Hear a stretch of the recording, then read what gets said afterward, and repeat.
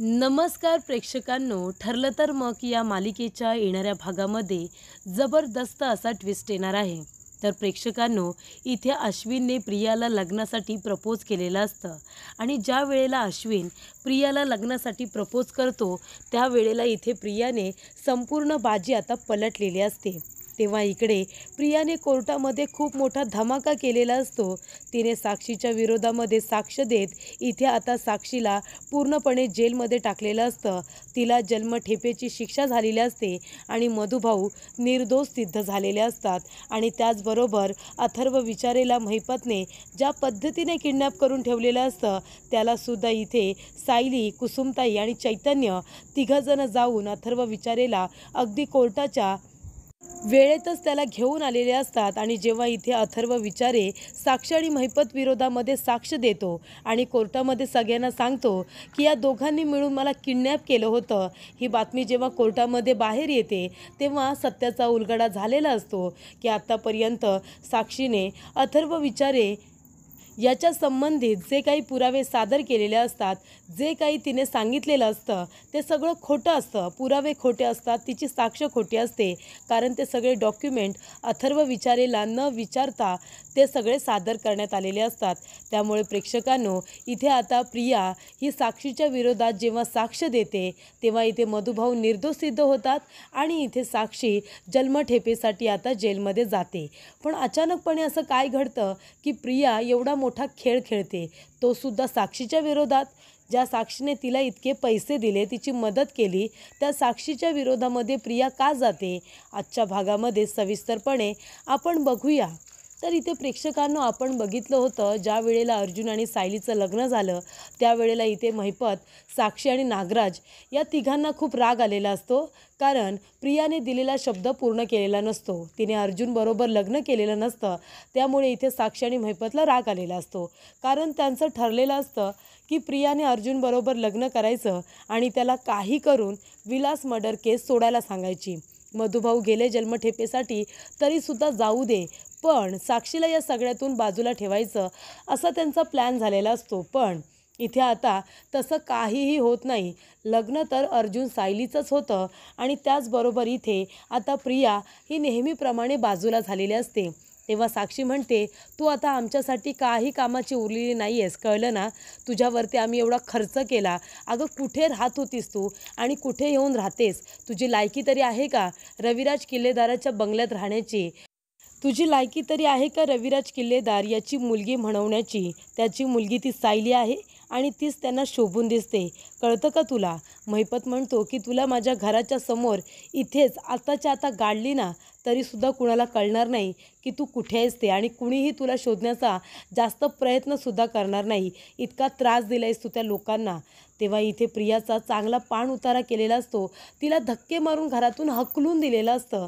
पण प्रेक्षकांनो, प्रिया कधीही आपला अपमान विसरत नाही आणि त्याच पद्धतीने तिने प्रतिमाचाही कानाखाली लक्षात ठेवलेला आहे आणि त्याचबरोबर साक्षीने तिचा केलेला अपमानसुद्धा. तिने ज्या पद्धतीने घरातून तिने ओरफडत बाहेर काढलेलं असतं ना प्रेक्षकांना, ते सगळं तिने आता लक्षात ठेवलेलं असतं. आणि तेव्हा इथे प्रिया म्हणते की वेळ आल्यानंतर सगळ्यांना सगळं देणार. आणि अशा पद्धतीने जेव्हा इथे कोर्टामध्ये आता तारीख असते त्यावेळेला अर्जुनने खूप सारे पुरावे गोळा करून ठेवलेले असतात. अथर्व विचारे हा खूप मोठा साक्षीदार असतो.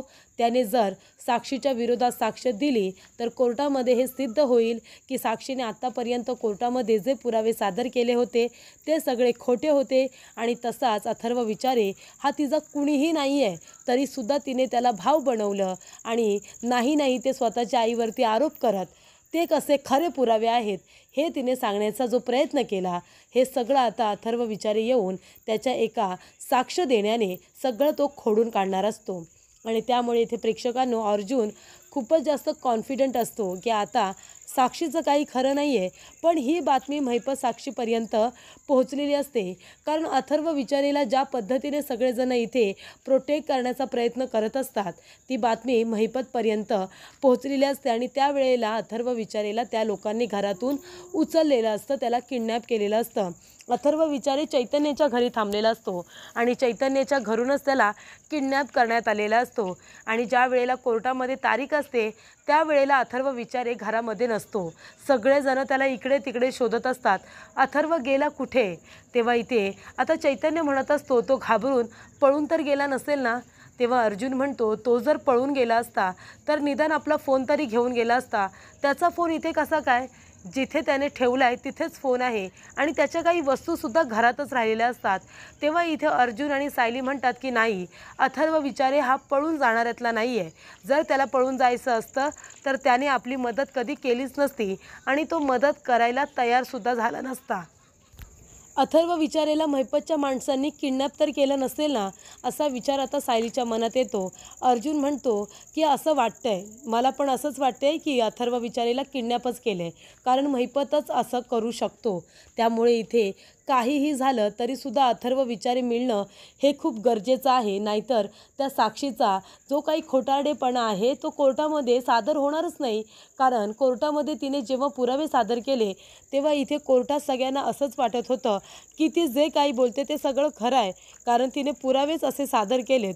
सगळे पुरावे, अगदी त्याच्या सगळ्या ID, त्याचबरोबर त्याचे शाळेतले कॉलेजमधले रिझल्ट, हे सगळं काही तिने सादर केलेलं असतं. जणू काही तो तिचा सख्खा भाऊच आहे असं तिने सांगितलेलं असतं. त्यामुळे इथे कोर्टामध्ये आता जर ती बोललेलं सगळं खोटं आहे हे आपल्याला सिद्ध करायचं असेल तर अथर्व विचारे स्वतः तिथे येऊन साक्ष देणं महत्त्वाचं ठरलेलं असतं.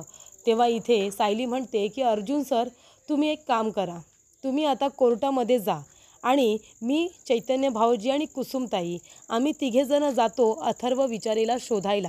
आता महिपत आणि साक्षी हे दोघेजणं तर कोर्टामध्ये येतील तेव्हा त्यांच्या घरावरती आम्ही बारीक लक्ष ठेवतो. त्या माणसांवरती अथर्वला नेमकं कुठे किडनॅप करून ठेवलं आहे हे मला माहीत आहे. जर मला त्या लोकांनी जिथे डांबून ठेवलं होतं आणि अर्जुन सरांना जिथे त्या लोकांनी डांबून ठेवलं होतं ही तीच जागा असेल तर ती जागा तर आपल्याला माहिती आहे. तेव्हा इथे आता अर्जुन म्हणतो की ठीक आहे, तुझं जर असं म्हणणं असेल तर मी तुझ्यावरती विश्वास ठेवतो, मला माहिती आहे तू हे करून दाखवशील. आणि त्यामुळे चैतन्य म्हणतो की अर्जुन तू जा. सगळे पुरावे बाकीचे अर्जुनकडे दिले जातात. अर्जुन कोर्टामध्ये आता पोहोचलेला असतो आणि त्याचबरोबर इथे कुसुमताई, सायली, चैतन्य तिघेजण आता लूक चेंज करून, म्हणजे ते नेहमीच्या लूकमध्ये न जाता वेगळ्या लूकमध्ये गेलेले असतात आणि महिपतच्या घरावरती पारख ठेवून असतात. कोण लोक येत आहेत, कोण लोक जात आहेत, हे सगळं काही त्यांनी आता लक्ष ठेवलेलं असतं. आणि त्यानंतर अथर्व विचारेसाठी इथे पाणी वगैरे घेऊन जाताना एक माणूस दिसतो. तर इथे बाजूच्या ठिकाणी ज्या बंद खोल्या असतात त्या ठिकाणीच अथर्व विचारेला किडनॅप करून ठेवण्यात आलेलं असतं आणि ही गोष्ट आता सायलीच्या लक्षात येते. सायली म्हणते चैतन्य भाऊजी, आपल्याला जास्त कष्ट करावे नाही लागणार. हे लोक अथर्व विचारेला आत्ताच घेऊन आलेत ना, ते बघा त्याला इथेच ठेवलं आहे आणि नंतर ते लोक इथून त्याला कुठेतरी लांब गायब करून टाकतील. त्याआधी आपल्याला इथूनच त्याला सोडवायचं आहे. तेव्हा चैतन्य म्हणतो ठीक आहे. आणि आता महिपतची माणसंसुद्धा तिथे नाही आहेत. त्यानंतरला काठी वगैरे घेऊन सगळेजणं लाकडी काठे तिघेही आपल्या हातामध्ये घेतात. लाकडी काठीचा उपयोग त्यांच्या डोक्यात वगैरे मारण्यासाठी सायली करणार असते आणि महत्त्वाचं म्हणजे तिने मिरचीची पूड ही सगळी आपल्या हातामध्ये घेतलेली असते. मिरची पावडर ही पूर्णपणे बारीक तिने पुडींमध्ये बांधून घेतलेली असते आणि जर कुणी समोर येईल तर त्याच्या डोळ्यामध्ये ती पूर्ण तिखट आता फुंकणार असते. त्यामुळे इथे आता सायलीची फारच मदत झालेली असते आणि कुसुमताईची सुद्धा. तर इथे चैतन्य पूर्ण लक्ष देऊन असतो की दरवाजा खोलायचा आणि कसं तरी तिथून अथर्व विचारेला पटकन बाहेर काढायचं आणि कोर्टात घेऊन जायचं, ही त्यांची तयारी सुरूच असते. तेवढ्यातच तिथे प्रियाने धमाका केलेला असतो. प्रियाला इथे अर्जुनने आता विटनेस बॉक्समध्ये बोलावलेले असते. तेव्हा इथे प्रियाने विचार केलेला असतो की आता साक्षीचा बदला घ्यायचा आणि त्याच्या आधी प्रेक्षकांनो एक महत्त्वाची घटना घडलेली असते. ज्या वेळेला इथे प्रिया अश्विनला आपल्या जाळ्यात ओढण्याचं काम करत असते, ती सातत्याने अश्विनला भेटत असते, त्याच्याबरोबर इमोशनल होत असते, इमोशनल ड्रामा करत असते. ती म्हणत असते की अश्विन, मी खरंच खूप वाईट आहे का रे? तेव्हा अश्विन म्हणतो नाही, अजिबात नाही, तू अजिबात वाईट नाही आहेस. तेव्हा मग प्रिया म्हणते मग माझ्यामध्ये असं काय कमी आहे? अरे बघ ना, माझं अर्जुनवरती प्रेम होतं, प्रेम करणं काही चुकीचं तर नाही आहे ना. मी त्याच्याबरोबर 2 वेळा लग्नाचा घाट घातला. मला त्याच्याबरोबर मनापासून लग्न करायचं होतं, पण अर्जुनने मला फसवलं. माझ्याशी लग्न न करता त्या सायलीबरोबर लग्न केलं आता सांग बरं, माझी किती बदनामी झाली आहे आणि आता माझ्याशी कोण लग्न करेल तू सांग. तेव्हा इथे आता प्रिया रोज रोज तेच बोलत असते आणि अश्विनला इमोशनल करत असते. अश्विन म्हणतो मलाच काहीतरी करायला हवं आणि तो एके दिवशी म्हणतो की तन्वी, तुझी जर काही हरकत नसेल तर तू माझ्याबरोबर लग्न करशील का? तुला जर काही प्रॉब्लेम नसेल तर. तेव्हा इथे प्रिया म्हणते अश्विन, अरे हे काय बोलतोयस तू? तू माझ्यासारख्या मुलीबरोबर लग्न करशील? तुला काही प्रॉब्लेम नाही आहे? तेव्हा इथे अश्विन म्हणतो अगं तुझ्यासारख्या म्हणजे तू काय वाईट आहेस? दादावरती तुझं प्रेम होतं, तुला लग्न करायचं होतं, याच्यामध्ये काही चुकीचं नाही आहे. पण जर तुझी काही हरकत नसेल तर मी तुझ्याशी लग्न करायला तयार आहे. तेव्हा इथे प्रियाला सगळ्यात जास्त आनंद झालेला असतो आणि म्हणूनच तिला आता साक्षी, महिपत, नागराज या सगळ्यांना आपल्यापासून दूर करून तिला अश्विनबरोबर लग्न करून सुभेदारांची प्रॉपर्टी हडप करायची असते आणि त्याचबरोबर सायली अर्जुनला त्राससुद्धा द्यायचा असतो. म्हणून ती विचार करते की चला आता या साक्षीची, महिपतची सुद्धा मला गरज नाही आहे, कारण आता मी सुभेदारांची सून होणार आहे. अश्विन डॉक्टर आहे, काय कमी आहे? मी त्या घरामध्ये सुखाने राहीन, त्या सगळ्या सुभेदारांच्या नाकावरती टिचून त्या घरावरती मी राज करेन, असा तिने प्लॅन ऑलरेडी केलेला असतो. आणि प्रियाला आता साक्षीपासून इथे सुटकारा पाहिजे असतो आणि तिला बदलासुद्धा घ्यायचा असतो. ती वेळ आलेली असते. जेव्हा इथे आता प्रियाला पुन्हा एकदा अर्जुन विटनेस बॉक्समध्ये उभं करतो, आपलं ओपनिंग स्टेटमेंट देतो आणि तिला काही माहिती विचारतो, तेव्हा इथे आता प्रिया म्हणत असते की अर्जुन, आज मला जे काही सांगायचं आहे सगळं खरं खरं सांगायचं आहे. आणि ती म्हणते की विलासचा खून हा मधुभाऊंनी केलेलाच नाही आहे. विलासचा खून हा साक्षीनेच केलेला आहे. आतापर्यंत कोर्टात मी खोटी साक्ष दिली, कारण मला तशी धमकी दिली होती महिपत आणि साक्षीने. त्यांनी मला विकत घेतलं होतं पैसे देऊन, पण तरीसुद्धा मी खोटं बोलायला तयार नव्हते. तेव्हा मला जीवे मारण्याची धमकी दिली. मी घाबरले आणि म्हणूनच मला कोर्टामध्ये साक्षीच्या बरोबरीने साक्ष द्यावी लागली होती, पण ती खोटी होती. मधुभाऊने विलासचा खून केलेला नाही आहे. मधुभाऊ कधीच कुणाचा खून करू शकत नाही.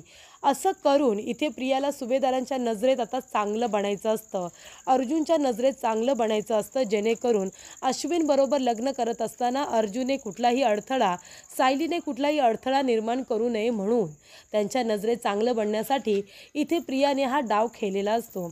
तेव्हा इथे प्रिया म्हणते की मधुभाऊ बिचारे मुंगीसुद्धा मारत नाही, ते विलासला गोळी काय मारणार? साक्षी मधुभाऊंना गोळी मारत होती कारण तिला आश्रमाचे प्रॉपर्टीचे पेपर हवे होते म्हणून, आणि मधुभाऊ ते पेपर तिला द्यायला तयार नव्हते. त्यावेळेला इथे साक्षीने मधुभाऊंना गोळी मारता मारता झटापटीमध्ये ती गोळी विलासला लागली आणि त्याचा खून झाला. आणि हे सत्य आहे, हे सगळं मी माझ्या डोळ्याने बघितलं आहे. जज साहेब, आत्तापर्यंत मी स्वतःचा जीव जाईल या भीतीने कोर्टामध्ये खोटं बोलले, पण मला आता खरं बोलायचं आहे. माझा जीव गेला तरी चालेल, पण विलासचा खून हा साक्षीनेच केला आहे, मधुभाऊंनी नाही. हे सत्य आता मी सगळ्यांना सांगितलं आहे. तेव्हा इकडे आता हे सत्य सांगितल्यानंतर साक्षीच्या पायाखालची जमीनच सरकलेली असते. आता बोलायचं काय? साक्षी म्हणते नाही नाही, हे खोटं आहे. ही आहे ना तर मी खोटं बोलते. प्रिया एक नंबरची खोटारडी आहे. आणि तेवढ्यातच प्रेक्षकांनो, इथे सायली, चैतन्य आणि कुसुम तिघंजणं मिळून आता महिपतच्या माणसांच्या तावडीतून अथर्व विचारेला सोडवून घेऊन आलेले असतात. आणि इथे आता सायली म्हणते की हे सगळं खोटं नाही आहे. आता अथर्व विचारे सांगतील की काय खरं आणि काय खोटं ते. तेव्हा अथर्वला कोर्टामध्ये बघून सगळेच जण आता चक्रावलेले असतात की अथर्व विचारे इथे कसं काय आला? याला तर किडनॅप केलं होतं. पण इथे आता सायलीने सगळ्यांच्या डोळ्यामध्ये इथे तिखट मिरची पावडर फुंकलेली असते. सगळ्यांना मारलेलं असतं तिघांनी मिळून, आणि त्याचबरोबर अथर्वला कोर्टात हजर केलेलं असतं. आणि तेव्हा इथे आता अर्जुन म्हणतो की हा बघा, जो इथे साक्षीने आपल्याला पुरावा दिला होता की अथर्व विचारेच्या अंत्यसंस्कारासाठी ती गेली होती, अथर्व विचारे स्वतः इथे हजर झालेले आहेत. आणि अथर्व आपले सगळे डॉक्युमेंट आता कोर्टामध्ये सादर करतो, जे की अर्जुनकडेच असतात. आणि अथर्व म्हणतो की साक्षीचा आणि माझा काही संबंध नाही आहे. मी अन्नपूर्णा ट्रस्टमध्ये एम्प्लॉई म्हणून काम करतो आणि मी अन्नपूर्णा ट्रस्टद्वारे खूप ठिकाणी बाहेर फिरायलासुद्धा जातो. पण मला माहिती नाही आहे की ही साक्षी आणि महिपत कोण आहेत. यांनी माझे प्रूफ हे मला न विचारता वापरलेले आहेत आणि माझा जीव गेलेला नाही आहे, मी एक जिवंत माणूस आहे असं त्याने कोर्टात सांगितलेलं असतं. त्याच्यावरून हे सिद्ध झालेलं असतं की कोर्टामध्ये साक्षीने जे काही पुरावे आत्तापर्यंत सादर केले होते हे सगळे खोटे होते आणि प्रियाची साक्ष आणि अथर्वची साक्ष ही आता ग्राह्य धरली जाते. ही साक्ष आता बरोबर असते, खरी असते. त्यामुळे साक्षीनेच विलासचा खून केला आहे हे सिद्ध झालेलं असतं आणि स्वतःला वाचवण्यासाठी ती खोटे साक्षीदार, खोटे पुरावे सादर करत आली आहे आणि तिने इथे आता प्रियाला मारण्याची धमकी दिली, अथर्व विचारेला किडनॅप केलं. या सगळ्या गोष्टी आता समोर आलेल्या असतात. अथर्वला किडनॅप करण्यामागे महिपत आणि साक्षीचा हात आहे हे सुद्धा कळल्यानंतर त्यांना आता दंडसुद्धा ठोठावला जातो. त्याचबरोबर मधुभाऊ निर्दोष झालेले असतात आणि इथे साक्षी जन्मठेपेसाठी जेलमध्ये कायमस्वरूपी गेलेली असते. तर इथे प्रियाने स्वतःच्या स्वार्थासाठी का होईना पण कोर्टामध्ये साक्ष देत तिने मधुभाऊंना निर्दोष सिद्ध करण्यासाठी अर्जुन सायलीची मदतच केलेली असते आणि इथे साक्षी तिने जो काही गुन्हा केलेला असतो त्या गुन्ह्याची तिला शिक्षासुद्धा मिळवून दिलेली असते.